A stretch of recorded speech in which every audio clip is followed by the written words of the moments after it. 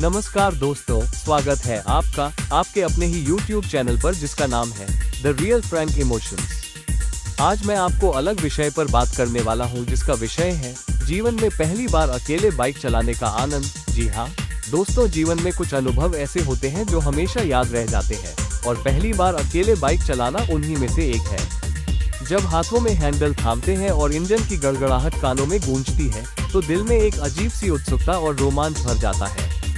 शुरुआत में हल्की सी घबराहट होती है, कहीं बैलेंस न बिगड़ जाए, कहीं ब्रेक ज्यादा न लग जाए। लेकिन जैसे ही बाइक आगे बढ़ती है और हवा चेहरे से टकराती है, डर की जगह आत्मविश्वास ले लेता है। सड़क पर हर मोड़, हर स्पीड ब्रेकर, हर गियर बदलना एक नया सबक सिखाता है।